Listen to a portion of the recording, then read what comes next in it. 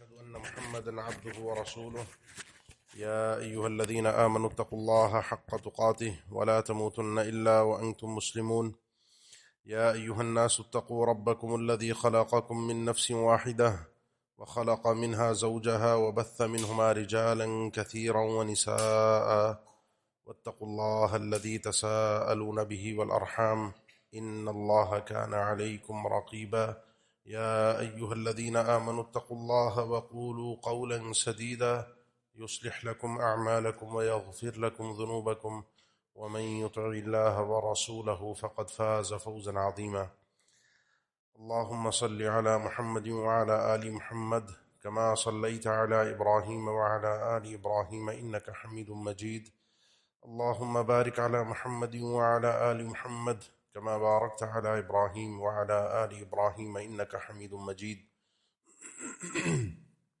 أعوذ بالله من الشيطان الرجيم بسم الله الرحمن الرحيم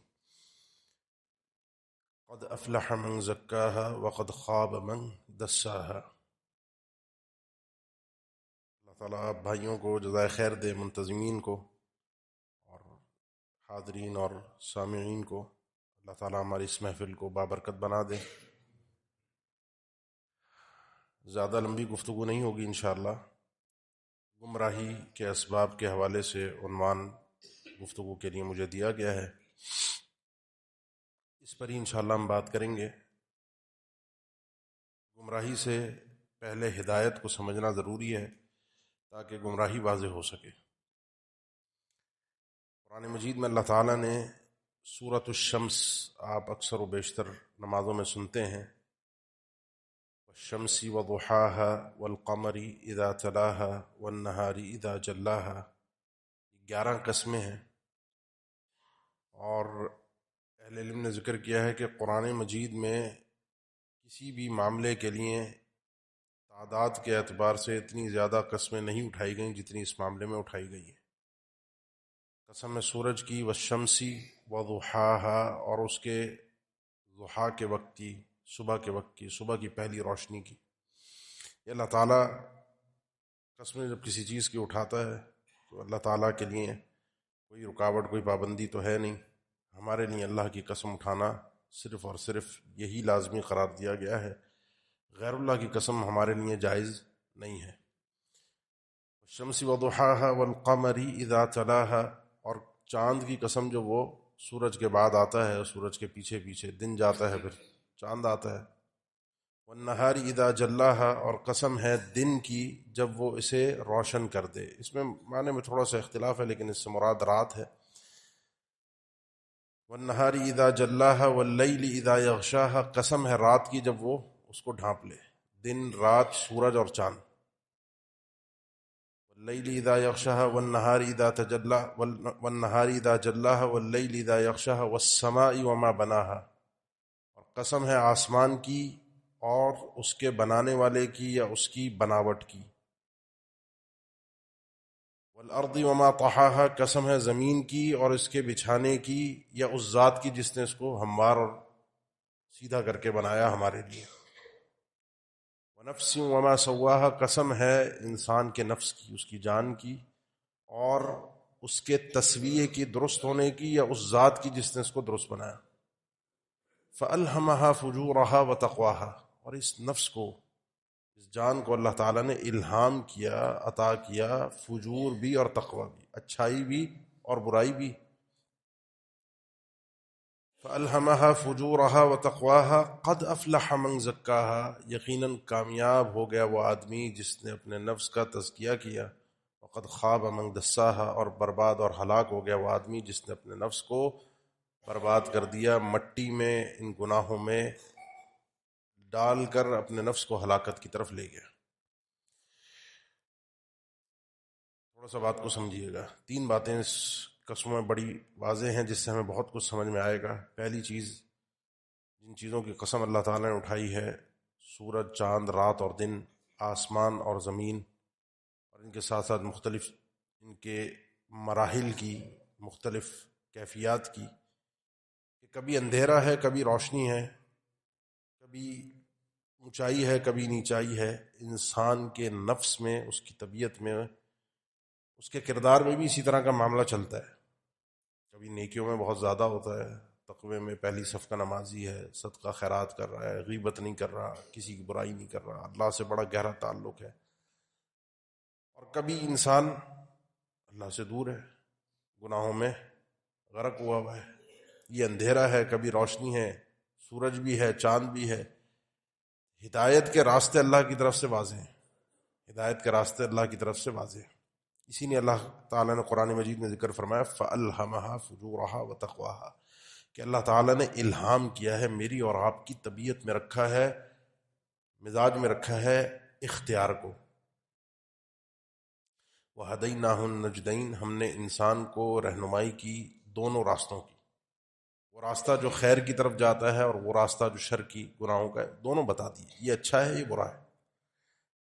کل مولود یولد علی الفطرہ، ہر انسان، ہر بچہ جب پیدا ہوتا ہے تو فطرت پر پیدا ہوتا ہے. فطرت سے کیا مراد ہے؟ اس کے کئی ایک مفاہیم ہیں، لیکن مختصراً اتنا ہے کہ اگر اس فطرت کو گندہ نہ کیا جائے، وَإِنَّهُمْ أَتَتْهُمُ الشَّيَاطِينُ فَاجْتَالَهُمْ، اللہ تعالیٰ نے فرمایا میں نے اپنے بندوں کو پیدا کیا تھا، حدیث قدسی ہے، خلقت عبادی حنفاء، یہ اللہ کے علاوہ کسی اور کی طرف دیکھنے والے نہیں تھے، لیکن فطرت کو گندہ کرنے کے لیے شیطان آ جاتا ہے اور ان کو شیطان آ کر اپنے اللہ کے ان بندوں کو اپنی طرف مائل کرتا ہے. مجھے اور آپ جب ہم پیدا ہوئے تھے ہم فطرت پر تھے. پھر ہوتا یہ ہے کہ ماں باپ کسی بچے کو، یہودی ہوتے ہیں یہودی بناتے ہیں، نصرانی ہوتے ہیں نصرانی بناتے ہیں، مسلمان ہوتے ہیں وہ اس کو اسلام کی طرف لاتے ہیں. کوئی گناہ گار ہوتے ہیں گناہوں کی طرف لے جاتے ہیں، عیاشی، موج مستی، بے حیائی، گناہ. لیکن اگر بچے کو ایسے چھوڑ دیا جائے اور وہ سمجھدار ہونا شروع ہو تو وہ اچھے اور برے کی تمیز رکھتا ہے. اس کے سامنے حق اور باطل پیش کیا جائے تو حق کو قبول کرے گا. آج بھی ہم دیکھ لیں، ہمیں اپنے اچھے برے کی دنیا کے اندر تمیز ہے، پتہ ہے آگ لگی ہوئی ہے، اس آگ میں نہیں جانا، جل جائیں گے.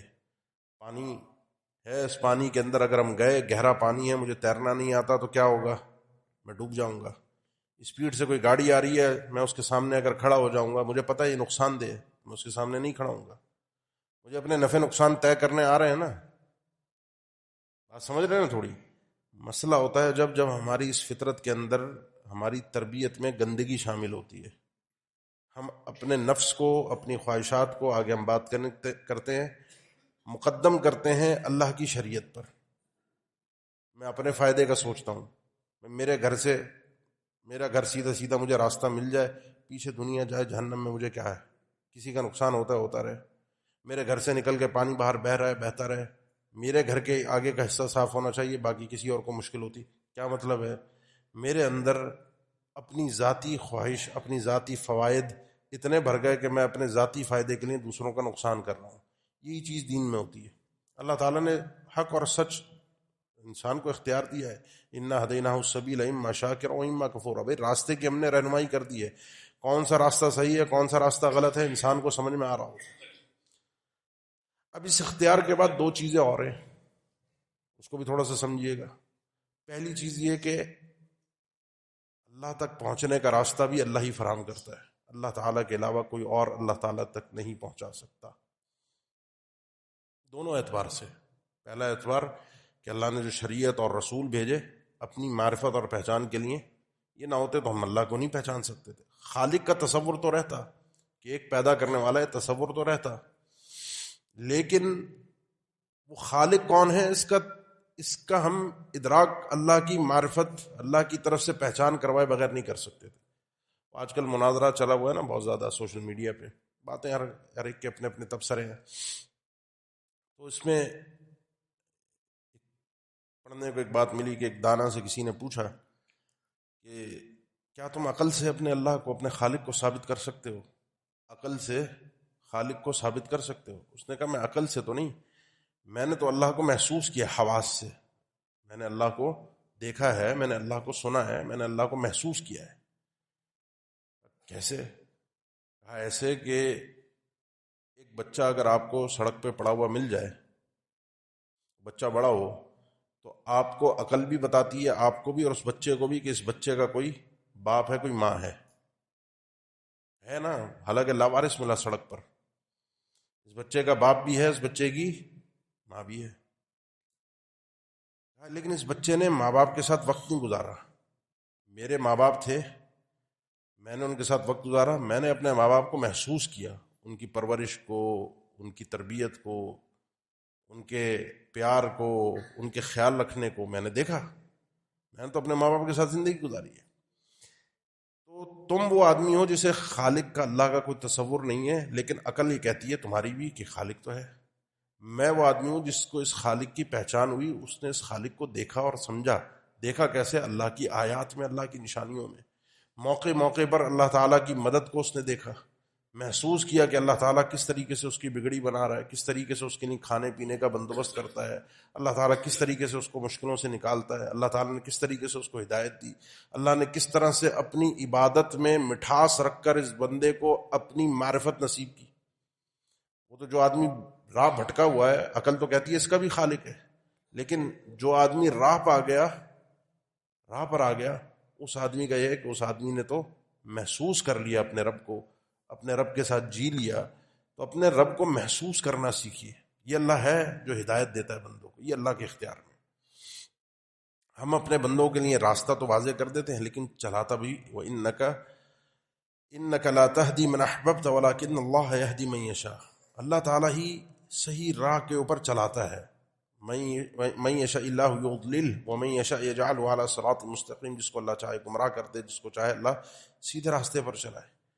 واللہ وہ یہدی من یشاء الی صراط مستقیم. سیدھے راستے کی طرف جس کی وہ چاہتا ہے وہ رہنمائی کرتا ہے. یہ اللہ کے بنائے ہوئے راستے ہیں، اللہ رہنمائی کرتا ہے، اللہ ہی چلاتا ہے، اللہ ہی دکھاتا ہے. یہ دونوں کام رب العالمین کے. یہ ہدایت جو ہے نا، جو آپ کو اور مجھے ملی ہے اللہ کی طرف سے، آپ کو معرفت نصیب ہوئی ہے اللہ کی. ہم تو اپنی بات کریں گے، اب دنیا کو چھوڑ دیں گے. جو گمراہ ہے وہ کیوں گمراہ ہے؟ ہم یہ سوچیں کہ ہم جو ہیں ہم گمراہ نہ ہو جائیں، ہم پیچھے نہ ہٹ جائیں. میں تو آج اپنی بات کروں گا، آپ کی اور اپنے لیے بات کروں گا کہ ہم جو آئے ہیں وہ دور نہ ہو جائیں. تو یہ اللہ تعالیٰ ہے جو ہدایت دیتا ہے. اب اس میں ہوتا یہ ہے کہ بعض اوقات انسان کے نفس میں ایک چیز ہوتی ہے کہ میں نے اپنی ماننی، اللہ کی نہیں ماننی. اللہ کی اور میری ایک ہو جائے تو ٹھیک ہے، اللہ کی اور میری ایک نہ ہوئی تو میں نے اپنی ماننی ہے. جس کو کہتے ہیں اگر حق آپ کی اور میری خواہش کے مطابق آ گیا تو آپ نے مان لیا، اور اگر میری خواہش کے مطابق نہیں آیا تو میں نے نہیں مانا. پڑھتے ہیں نا آپ سورہ بقرہ میں، جہاں منافقین کا اللہ تعالیٰ نے تذکرہ فرمایا ہے، کلما اضاء لهم مشوا فیہ واذا اظلم علیہم قاموا. کہ جب ان کے لیے روشنی ہوتی ہے تو چل پڑتے ہیں، اور جب اندھیرا ہو جاتا ہے تو رک جاتے ہیں. اس مثال کی تطبیقات میں اہل علم نے، اہل تفسیر نے جب کلام کیا تو اس میں ایک وضاحت یہ بھی دی کہ جب حق پر چلتے ہوئے خواہش اور حق ایک ہو جائے تو یہ چل پڑتے ہیں، اور جہاں حق ان کی خواہش کے مطابق نہ رہا تو یہ وہیں رک جاتے ہیں، دین پر نہیں چلتے. یہ منافق ٹھہرا. چیک کیجئے اپنے ایمان کو، میں اور آپ کہاں کھڑے ہیں. میرا اور آپ کے ایمان کے تقاضوں میں کیا چیز ہے کہ اللہ کے دین پر چلتے ہوئے میں اپنی خواہشات کو، کیونکہ خواہش بہت بڑی چیز ہے. سب سے بڑی رکاوٹ جو ہے نا اللہ کے دین سے دور کرنے میں، گمراہی میں، وہ میری خواہشات ہیں، میری چاہتیں ہیں، جس کے اندر شیطان بھی ہے، جس کے اندر میری موج مستی بھی ہے، میری طبیعت کے اندر رکھا گیا ہے آزادی، مزہ، تفریح. انسان تھوڑے وقتی فائدے کے لیے اپنے ابدی نقصان کو قبول کرنے کے لیے تیار ہو جائے. کون مانے اب اللہ کی؟ کون داڑھی رکھے، کون پائچے اوپر رکھے، کون صبح صبح اٹھ کے نماز کے لیے آئے، کون عورت پردہ کرے، کون اللہ کے حکم کے احکامات کی پابندی کرے. وہ چھوڑو یار، 4 دن کی زندگی ہے، موج مستی کر کے گزار لو. ایسے ہی کہتے ہیں نا، ایسی سوچ ہے نا ہماری. لیکن 4 دن بعد جب آنکھیں بند ہوں گی تو پھر انسان کی آنکھیں کھل جائیں گی، اور وہ آنکھیں بڑی خطرناک کھلیں گی. جو وہ منظر جب وہ انسان دیکھے گا بڑا خطرناک ہوگا. تو وَاتْلُ عَلَيْهِمْ نَبَأَ الَّذِي آتَيْنَاهُ آيَاتِنَا فَانْسَلَخَ مِنْهَا فَأَتْبَعَهُ الشَّيْطَانُ فَكَانَ مِنَ الْغَاوِينَ وَلَوْ شِئْنَا لَرَفَعْنَاهُ بِهَا وَلَكِنَّهُ أَخْلَدَ إِلَى الْأَرْضِ وَاتَّبَعَ هَوَاهُ فَمَثَلُهُ كَمَثَلِ الْكَلْبِ إِنْ تَحْمِلْ عَلَيْهِ يَلْهَثْ أَوْ تَتْرُكْهُ يَلْهَثْ. اللہ کے نبی صلی اللہ علیہ وسلم ان کے سامنے ذرا پڑھیے، تلاوت کیجیے، اس آدمی کی ذرا اطلاع تو دیجیے، ان کو خبر تو دیجیے.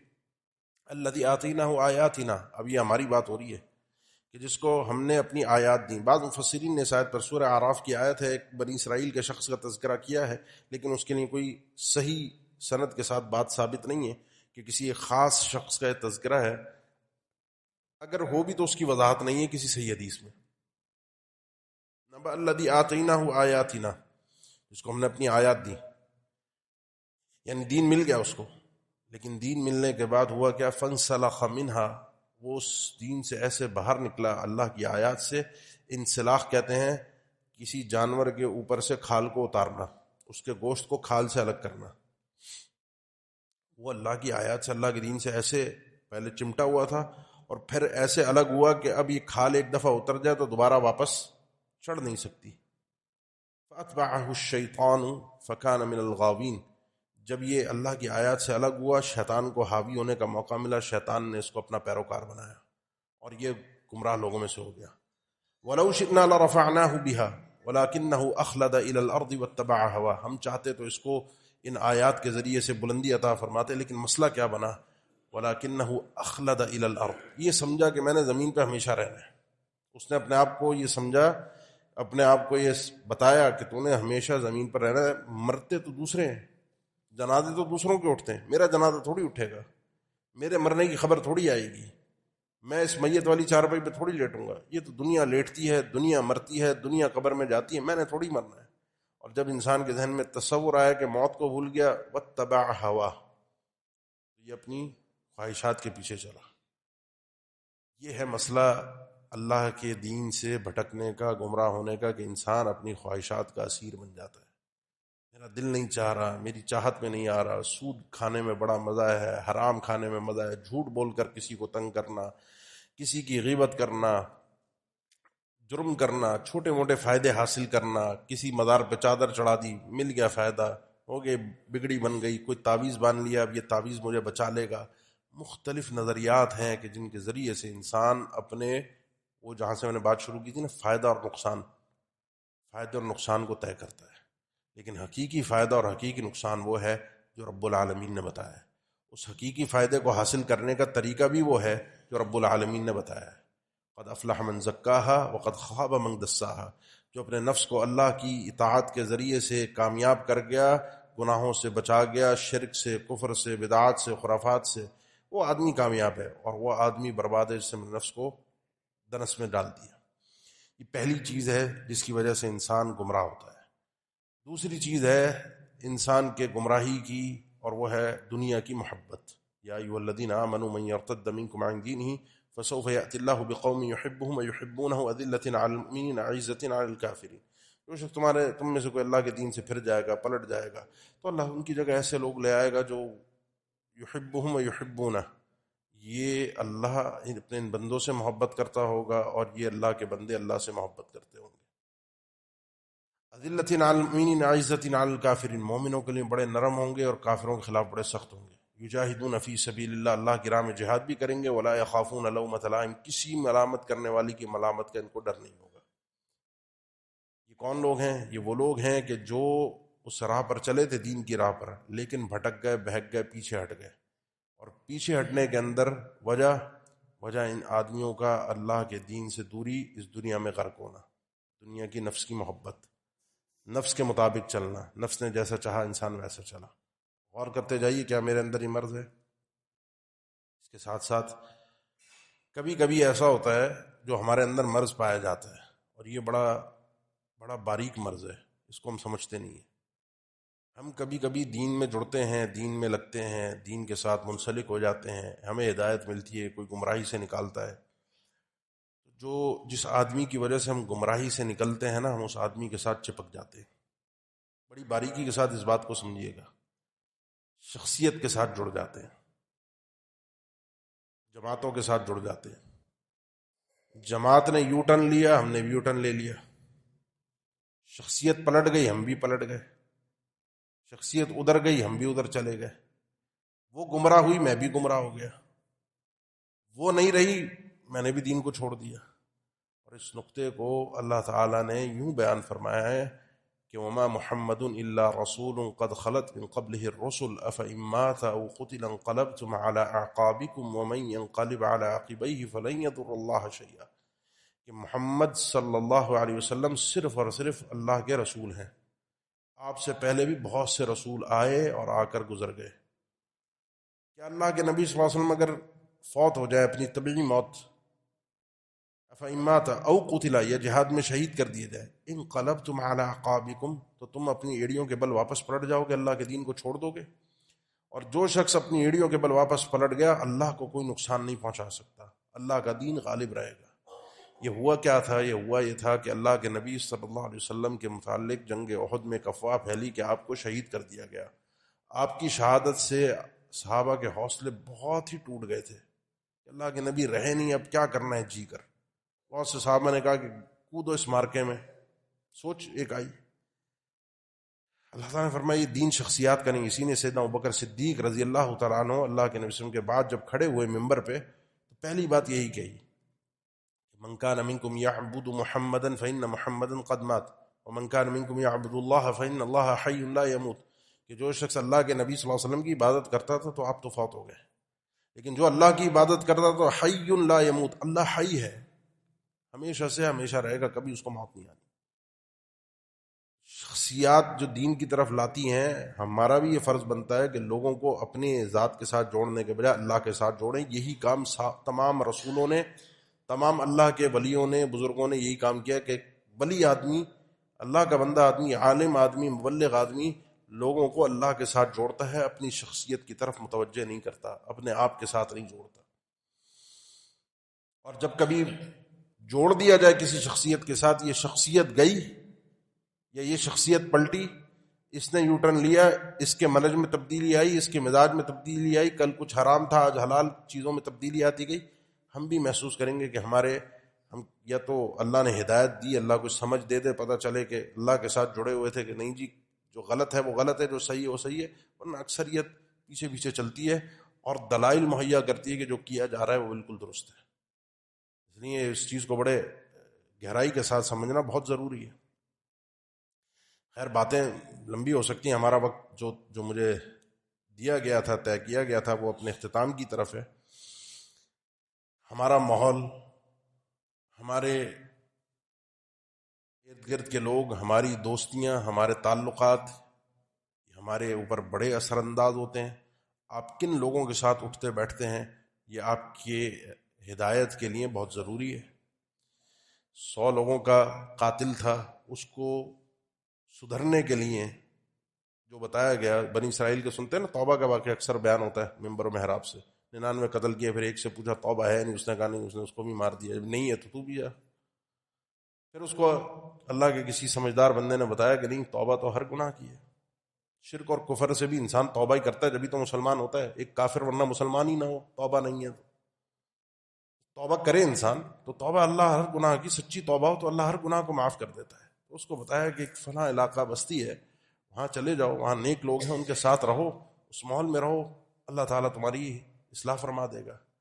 وہ چل پڑا. اب آگے واقعہ آپ کے علم میں ہے، درمیان میں فوت ہو گیا. پھر جو کچھ ہوا، میرا بتانے کا مقصد یہ ہے جو اس موقع پر، وہ یہ ہے کہ آپ نے اگر چاہتے ہیں کہ دین پر قائم رہیں تو اپنے آپ کو ایسے لوگوں کے ساتھ جوڑ کر رکھیں جو اللہ کے دین کے اوپر جڑے ہوئے ہیں، کیونکہ ماحول اثر انداز ہوتا ہے. المرء علی دین خلیلہ، انسان جو ہے اپنے خلیل کے دین پر. تو اس سے بڑی گہری دوستی ہوتی ہے نا. وہ چائے کے ہوٹل پہ لے کر جا رہا ہے، میں چائے کے ہوٹل پہ جا رہا ہوں. وہ شادی میں جا رہے ہیں، میں اس کے ساتھ شادی میں بھی جاؤں گا. وہ شراب پینے لگ جائے، اللہ معاف کرے، تو میں بھی ادھر جاؤں گا. چرس پینے والے چرس پینے شروع ہو جاتے ہیں. وہ مسجد آ رہا ہے، میں اس کے ساتھ مسجد بھی آؤں گا. وہ کہہ رہا ہے فلاں جگہ آج کوئی دینی پروگرام ہے، دینی اجتماع ہے، وہاں چلتے ہیں، وہاں بھی چلے گئے. صبح فجر کی نماز کی سیٹنگ بنائی، مسجد میں پڑھنی ہے، وہاں پڑھ لی. صبح کے بعد بیٹھ کے ہم کچھ پڑھیں گے قرآن، دوست یار ہیں تو آپ دیکھیں ماحول بنے گا. دوست پر سب کر رہے ہیں، تعلق والے سب کر رہے ہیں، تو یار میں نے بھی کرنا ہے. ماحول اثر انداز ہو رہا ہے یا نہیں ہو رہا؟ سوچ سمجھ کے اپنے دوستوں یاروں کو اختیار کیجیے. فَلْيَنظُرْ أَحَدُكُم مَّن يُخَالِطُ. انسان کا بعض اوقات اللہ کے دین کی صحیح معرفت نہ ہونا، صحیح پہچان نہ ہونا، اس کو پتہ نہیں کیا ہے حقیقت، یہ بھی بعض اوقات انسان کی گمراہی کا سبب بنتا ہے. انسان تھوڑا سا علم آیا، تھوڑی سی بات پتہ چلی، اس پہ چل پڑا، لیکن بعد میں پتہ چلا وہ تو حقیقت کے خلاف تھا. تو انسان کے یہ چیز دین سے پلٹنے کا، دین سے دور ہونے کا سبب بن جاتی ہے کہ جو مجھے پتہ تھا تو وہ نہیں ہو رہا، جو میرے علم میں تھا وہ یہ بات نہیں ہو رہی. جب ہمارے مرضی کے مطابق بات نہیں ہو رہی تو ہم نہیں چلتے. منافقین کا اکثر گمراہی کی وجہ یہی تھی کہ وہ اللہ کی معرفت حاصل کر نہیں سکے صحیح طریقے سے جس طرح کرنی چاہیے. دل سے ایمان نہیں لائے, زبان سے ایک اقرار کیا, جھوٹا اقرار. اذا جاءك المنافقون قالوا نشهد انك لرسول الله والله يعلم انك لرسول والله يشهد ان المنافقين لكاذبون. ایک زبانی اقرار تھا, جمع خرچ تھا, دل سے اس کو تسلیم ہی نہیں کیا. کیوں؟ کیونکہ صحیح اللہ کی معرفت صحیح طریقے سے انہوں نے اپنے دل میں اترنے نہیں دی. مان تو گئے تھے اللہ کے نبی سچے اللہ کے رسول ہیں, ایک ہی اللہ ہے, ایک ہی اللہ کی عبادت کرنی ہے, لیکن مکمل طور پہ اللہ کی معرفت, وہ مزہ جس کو کہا جاتا ہے نا کہ جب آپ سنتے ہیں کہ جی اللہ کے نبی صلی اللہ علیہ وسلم فرماتے ہیں ارحنا بہا یا بلال, بلال اذان دو, ہماری آنکھوں کو ٹھنڈا کرو, جعلت قرۃ عینی فی الصلاۃ, میری آنکھوں کی ٹھنڈک نماز میں رکھی گئی ہے.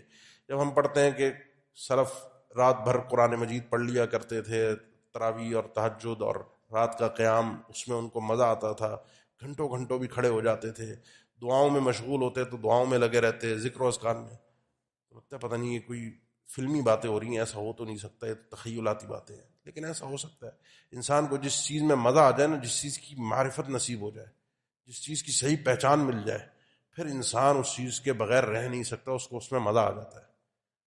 کبھی کبھی ہم لوگ ایسے موبائل میں غرق ہوتے ہیں, گھنٹوں گھنٹوں بیت جاتے ہیں, پتہ نہیں چلتا, اور ایسے غرق ہوتے ہیں کہ پاس والا آواز بھی دے رہا ہو, ابا بلا رہا ہو, اماں بلا رہی ہو, کام کے لیے آواز دے رہے ہو, پتہ چلتا ہے نہیں پتہ چلتا. انسان غرق رہتا ہے, اس کو آس پاس کیا ہو رہا ہے کوئی ہوش ہی نہیں ہے. کیوں؟ کیونکہ اس کو اس میں مزہ آ رہا ہے. اس لیے اپنی طبیعت کو, مزاج کو ایسا بنائیے کہ اللہ کے دین میں مزہ آ جائے. آخر میں بس 2 باتیں کروں گا. پہلی بات یہ ہے کہ اللہ نے اگر ہدایت دی ہے تو اس ہدایت کو قائم رکھیں. وَوَجَدَكَ ضَالًّا فَهَدَى وَوَجَدَكَ عَائِلًا فَأَغْنَى. ہدایت اللہ ہی دیتا ہے. اللہ نے آپ کو راہ نہیں ملی ہوئی تھی جو راہ ہونی چاہیے, نبوت نہیں ملی تھی, تو اس نے آپ کو پوری طرح سے رہنمائی کی. اللہ کے نبی آپ کو تو اپنا بنا لیا اللہ نے. اللہ تعالی ہدایت کے راستے ضرور واضح کرتا ہے, اس کے بغیر وما كنا معذبین حتی نبعث رسولا, رسول کے آنے سے پہلے عذاب نہیں آتا. ہدایت کے راستے ضرور واضح ہوتے ہیں, پہنچتی ضرور ہے ہدایت کانوں کو. جب پہنچتی ہے نا تو انسان اگر انکار کرتے پہلی دفعہ کا انکار انسان کو مار دیتا ہے. سورہ انعام میں 7ویں اور 8ویں پارے میں سورت ہے, سورت کے اندر مرکزی باتیں یہی ہیں کہ کما لم یؤمنوا به اول مرہ, پہلی دفعہ ایمان نہیں لائے, پہلی دفعہ ان کے کانوں میں آواز پڑی, بات سمجھ میں آئی, اور کسی بھی وجہ سے مختلف وجوہات کی بنا پر لوگ ایمان نہیں لائے. کسی کو لگا اللہ کے نبی کی حیثیت نہیں ہے, یہ عام معمولی آدمی ہے, قریش کے لوگ. جیسے ہمارے معاشرے میں مولویوں کا مذاق بنا دیا گیا, اہل علم کا مذاق بنا دیا گیا. وجہ کیا ہے کہ اس طبقے کی حقارت کی وجہ سے عام عوام ان کی بات سنے گی نہیں. شخصیت کو حقیر کر دو تو اس کی بات کے اندر حقارت پیدا ہو جاتی ہے, پھر بات کی ویلیو نہیں رہتی. یہی پروپیگنڈا اللہ کے نبی صلی اللہ علیہ وسلم کے خلاف کرنے کی پوری کوشش کی گئی. آپ کو مجنون, ساحر, یہ سب جو القابات دیے گئے جو قرآن مجید میں ہے, یہ اس وجہ سے کہ آپ کی ویلیو کو کم کیا جائے. آپ کی ویلیو ایک دفعہ ختم ہو گئی تو آپ کی بات کی ویلیو ختم ہو جائے گی. اور جب ایسے شخص کی طرف سے بات ہے, لوگ پرواہ نہیں کریں گے, یہ کون ہوتا ہے ہمارے سامنے بات کرنے والا, کما لم یؤمنوا بہ اول مرہ. تو اس لیے ایک تنبیہ میں آپ سب کو کروں گا, کبھی بھی کوئی اللہ اور اس کے رسول کی بات ہو رہی ہو, کسی مسجد میں, کسی جگہ پر, کوئی آپ کے سامنے سوشل میڈیا پہ, آج کل ہماری ڈیجیٹل زندگی ہے, کوئی آیت یا حدیث گزرتی ہے تو سنیں ضرور, اس کو حقارت کے ساتھ. میں ابھی مزے میں تھا, تفریح میں تھا, اپنے کوئی گانے سن رہا تھا, اپنا کوئی ڈرامہ اور کوئی فلم دیکھ رہا تھا, اور بیچ میں اچانک سے یہ ویڈیو آ گئی ہے, کوئی تلاوت کی ہے, کوئی حدیث آ گئی, یا میرے مزاج کے خلاف کی حدیث کسی نے اسٹیٹس پہ لگا دی, میں بھی کوئی ایسی حدیث ڈھونڈوں جو اس کو تپانے کے لیے, جلانے کے لیے, اس کے خلاف کوئی ڈھونڈ ڈانڈ کے لگاؤں. اب میرا ہونا کیا چاہیے تھا؟ میرا ہونا یہ چاہیے تھا کہ مجھے آیت اور حدیث پتہ چلی, مجھے اپنے آپ کو بدلنا تھا. میرے اگر کردار کے خلاف کوئی اللہ اور اس کے رسول کی بات ہے تو مجھے اپنے کردار کو بدلنا ہے. اللہ اور اس کے رسول کے فرمان کے خلاف تھوڑی جانا ہے کہ میں کوئی اور آیت اور حدیث ڈھونڈوں جو مجھے میرے کردار کے مطابق مل جائے اور میں اپنے آپ کو جسٹیفائی کر سکوں. اس لیے اللہ نے جو راہ ہدایت دی ہے نا, اس کے اوپر چلنا سیکھیں. قد جاءکم بصائر من ربکم فمن ابصر فلنفسہ ومن عمی فعلیہا. پورے دلائل تمہارے سامنے، بصائر کے ساتھ تعبیر کیا اللہ نے، پورے روشن دلائل تمہارے رب کی طرف سے تمہارے پاس آ چکے ہیں. جو دیکھ کر چلے گا اس کا فائدہ اسے ہے، جو اندھا بن کے رہے گا، ان نشانیوں کو غور سے نہیں دیکھے گا، اللہ کے فرامین کو نہیں پڑھے گا، اس کا وبال بھی اسی پر ہے. من عمل صالحا فلنفسہ ومن اساء فعلیہا. جو نیک عمل کرتا ہے اس کا فائدہ اسے ہے، اور جو بری زندگی گزارتا ہے گناہوں والی، اس کا وبال بھی اسی کے اوپر ہے. فائدہ اور نقصان آپ کا ہے. جہاں سے میں نے بات شروع کی تھی، فائدہ اور نقصان آپ کا ہے، یہ آپ نے طے کرنا ہے کہ اللہ کے دین پر چل کر اپنی آخرت کو سنوارنا ہے. اختیار اللہ نے دیا ہے. یہ اختیار اس وقت تک ہے جب تک آپ کی روح آپ کے جسم میں ہے، سانسیں چل رہی ہیں. جس دن یہ سانسیں رکیں، روح اور جسم کا ملاپ ختم ہوا، اس دن یہ سارا اختیار ختم ہو جائے گا. پھر کوئی اختیار باقی نہیں بچا. پھر اللہ کے سامنے حساب ہے. اس حساب میں کرنے کے لیے، اس حساب میں پیش کرنے کے لیے کچھ تو ہو جو آپ کے پاس آپ کی نیکیاں ہیں وہ آپ پیش تو کر سکیں. اور آخری بات، ہدایت اللہ کی توفیق ہے. اللہ سے دعاؤں میں ہدایت کو مانگیے. ایک نہیں کئی دعائیں ہیں. یا نماز کے اندر صحیح مسلم کی حدیث ایک دعا ہے نماز میں مانگنے کے لیے، اور جامع ترمذی میں اس کی سند پر کلام ہے، جامع ترمذی والی سند پر، جس میں بین السجدتین اس دعا کو مانگنے کے لیے کہا گیا ہے. اور وہ دعا کیا ہے؟ اللہم اغفر لی ورحمنی واجبرنی وعافنی ورزقنی. اس میں ایک الفاظ ہے، 7 یا 8 چیزیں وحدینی کے الفاظ میں.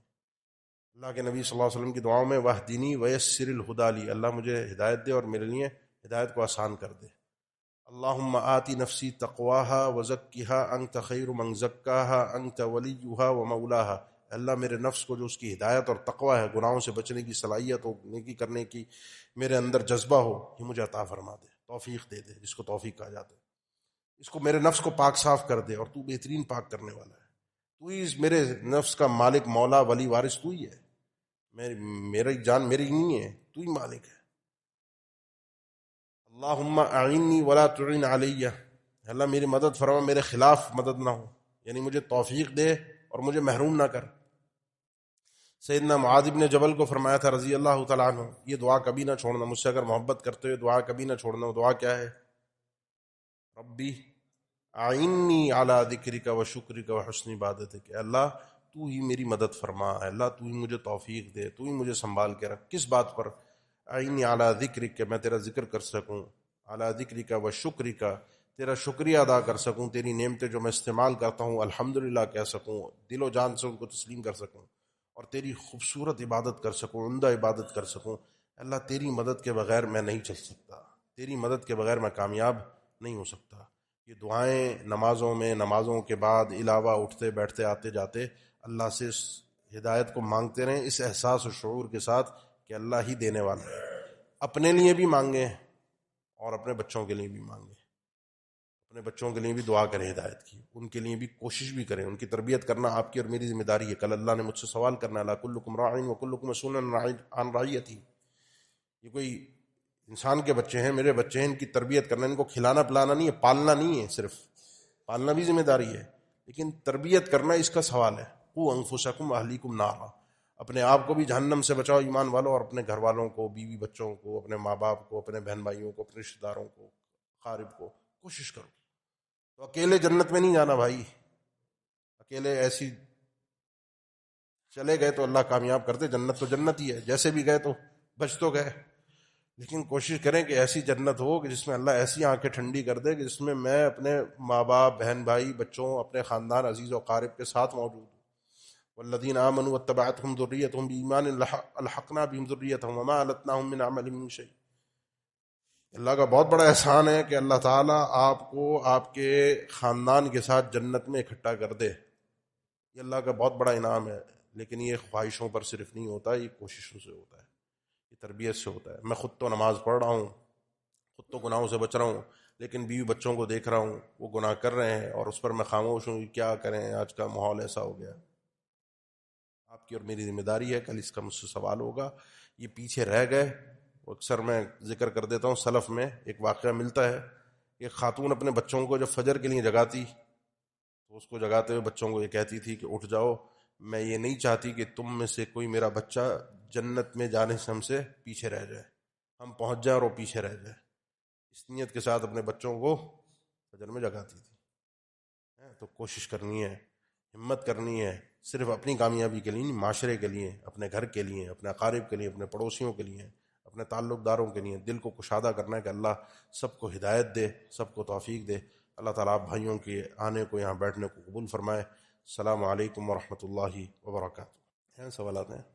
یہ ایک سوال ہے، سوال نہیں، یہ پورا درس کا خلاصہ کہہ لیجئے کہ ایک نوجوان اپنی زندگی میں سوشل میڈیا کا بائیکاٹ کیسے کرے. دیکھیں، میں سچی بات بتاؤں آپ کو، یہ وہ کام ہے جو اب نئی نسل نہیں کر سکتی. یعنی طوفان آ رہا ہو نا، آدمی گر جائے اس طوفان میں، تو موجوں کے خلاف تیرا نہیں جاتا. پھر اپنے آپ کو بچانے کے لیے بس موجوں کی سمت میں تیر تیر کے اوپر اوپر رکھ کے سانس لیتا رہے، انسان زندہ رہے، پانی جہاں لے جائے بس انسان کوشش کرے کہ اپنی زندگی بچا لے. یہ آج کے دور میں ممکن نہیں ہے کہ ایک انسان یہ اس طرح کے اینڈرائڈ فون اور انٹرنیٹ سے دور رہ کر، اللہ کسی کو توفیق دے دے تو بہت بڑی بات ہے، اللہ کسی کو توفیق دے دے اللہ تعالیٰ تو بہت بڑی بات ہے، لیکن گزارنا مشکل ہے. کرنا یہ ہے کہ ان چیزوں کے اندر انسان یہ طے کرے کہ وہی جہاں سے میں نے اپنے پورے درس میں بات شروع کی تھی کہ کیا صحیح ہے، فَأَلْهَمَهَا فُجُورَهَا وَتَقْوَاهَا. انسان کو پتہ ہے کہ کیا صحیح اور کیا غلط ہے. میں جو دیکھ رہا ہوں، جو سن رہا ہوں، جو میسج کر رہا ہوں، جو میسج آ رہا ہے، کہاں سے آ رہا ہے، وہ ایسے گروپس، ایسی جگہیں، ایسے پیجز، ایسے چینل جہاں سے خراب چیزیں آتی ہیں، ان کو بلاک کرنے کا آپشن اللہ نے آپ کو دیا ہے. ان سے باہر نکلنے کا، ان سے ہٹنے کا آپشن تو اللہ نے آپ کو دیا ہے. جب آپ ہٹ جائیں گے تو وہ چیزیں بند ہو جائیں گی. فَأَلْهَمَهَا فُجُورَهَا وَتَقْوَاهَا. ہاں، غفلت میں انسان سے گناہ ہو جاتے ہیں. غفلت کیا ہے؟ ایک مومن تھوڑی دیر کے لیے بھول گیا، یاد نہیں رہا. اللہ کے نبی صلی اللہ علیہ وسلم کے بعد شخص آیا، اس نے آ کر کہا اللہ کے نبی ایک بڑا گناہ ہو گیا. مختلف واقعات ہیں اس نوعیت کے. یہ اس واقعے میں اس نے آ کر کہا اللہ کے نبی گناہ ہو گیا. باغ میں خاتون عورت تھی، اب جو مرد سے غلطی ہو سکتی ہے وہ مجھ سے ہو گئی. البتہ اتنا ہے کہ جو آخری حد کا گناہ ہے وہ میں نے نہیں کیا. اللہ کے نبی صلی اللہ علیہ وسلم نے خاموشی اختیار کی. سیدنا عمر کہتے ہیں میں نے کہا کہ اللہ نے پردہ رکھا تھا، یہ آدمی بھی اپنے نفس پر پردہ رکھتا، بات پردے میں نکل جاتی، لیکن وہ بندہ اپنی توبہ کے لیے آیا تھا. تو اللہ کے نبی صلی اللہ علیہ وسلم نے خاموشی اختیار کی. وہ شخص اٹھ کے جانے لگا تو اللہ کے نبی نے اس کو واپس بلوایا اور کہا کہ ہمارے ساتھ نماز پڑھتے ہو؟ اس نے کہا نماز پڑھی تھی. آپ صلی اللہ علیہ وسلم نے اللہ تعالیٰ کا فرمان پڑھا، وَأَقِمِ الصَّلَاةَ طَرَفَيِ النَّهَارِ وَزُلَفًا مِّنَ اللَّيْلِ إِنَّ الْحَسَنَاتِ يُذْهِبْنَ السَّيِّئَاتِ. یہ نیکیاں جو ہیں وہ گناہوں کو ختم کر دیتی ہیں. تو کبھی کبھی مجھ سے اور آپ سے غفلت میں گناہ ہو جاتے ہیں، ہوتے ہیں، ہم انسان ہیں. اس کے یہ دعویٰ کرنا کہ گناہ ہوتے ہی نہیں ہے، میں ہو ہی نہیں ہے، ممکن نہیں ہے. گناہ ہو جاتے ہیں. ان گناہوں سے کبھی ایسی کوئی چیز ہو جائے سوشل میڈیا پہ تو فوراً اپنے رب کو وَاذْكُرْ رَبَّكَ إِذَا نَسِيتَ وَقُلْ عَسَىٰ أَن يَهْدِيَنِ رَبِّي لِأَقْرَبَ مِنْ هَٰذَا. بھولنے کے بعد جیسی یاد آئے اپنے رب کا انسان ذکر کرے اور پلٹنے کی کوشش کرے.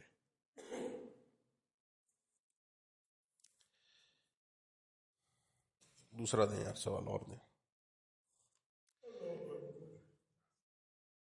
کیا حضرت معاویہ رضی اللہ عنہ کے فضائل پر کوئی حدیث ثابت ہے؟ کیا نبی صلی اللہ علیہ وسلم کو بددعا دی تھی؟ پورا ایک ٹاپک ہے اس پہ. میں ابھی آج کل چونکہ یہ رجب کا مہینہ ہے اور یہ مسائل ہوتے ہیں تو اس میں آپ کو گزارش کروں گا پڑھیے.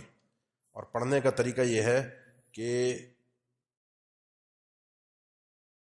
سیدنا معاویہ رضی اللہ عنہ پہ الگ سے کتاب لکھیں. آج کل بڑا وہ ہیں بھی، ہمارے ایک ساتھی ہیں شیخ عبدالرزاق دل صاحب، ان کی بھی کتاب ہے سیدنا معاویہ، پورا انسائکلوپیڈیا، ساری ان کے فضائل کے اعتبار سے، ان کے حوالے سے، ان کی تاریخ کے اعتبار سے ساری حدیثیں اللہ کے نبی صلی اللہ علیہ وسلم کے فرامین کے بارے میں جمع کیے گئے ہیں. وہ بہت آخر دور میں اسلام لائے تھے. ان کے وہ اس طرح کے فضائل بیان نہیں ہوئے جس طرح کے اولین لوگوں کے تھے، اور لیکن وہ ہیں صحابی، اللہ کے نبی صلی اللہ علیہ وسلم کے صحابہ میں سے ہیں. اور وہ ایک چند خوشخبریاں جو ایک اللہ کے نبی صلی اللہ علیہ وسلم نے دی تھیں کہ جو پہلی دفعہ سمندر پہ سوار ہوگا میری امت کا گروہ جہاد کی خاطر، ان کے لیے جنت. اور سیدنا عثمان کے دور میں رضی اللہ عنہ خلافت کے دور میں جو پہلا اسطول بحری تیار ہوا اس کی قیادت کرنے والے سیدنا معاویہ تھے. اس طرح کے دیگر ایک فضائل ہیں. باقی یہ کہنا، یہ سمجھنا کہ معصوم تھے، تو معصوم کوئی بھی صحابی نہیں تھا. کوئی بھی صحابی معصوم نہ، اہل بیت میں سے کوئی معصوم تھا. معصوم کا مطلب ہے کہ ان سے گناہ نہیں ہو سکتے، ایسا کوئی بھی نہیں تھا. ہاں، یہ وہ شخصیات ہیں کہ اللہ تعالیٰ نے ان کو وہ نیکیاں دے دیں کہ جن کی وجہ سے ان کے گناہوں کو اللہ تعالیٰ نے بخش دیا ہے. تو اس پہ ذرا تفصیل سے جب آپ پڑھیں گے یا تفصیل سے کوئی ٹاپک یہاں آپ لوگ رکھ لیں آپ کے ساتھی، تو کوئی بیان ہو جائے تو پھر اس میں انشاءاللہ بات تفصیل سے آ جائے گی.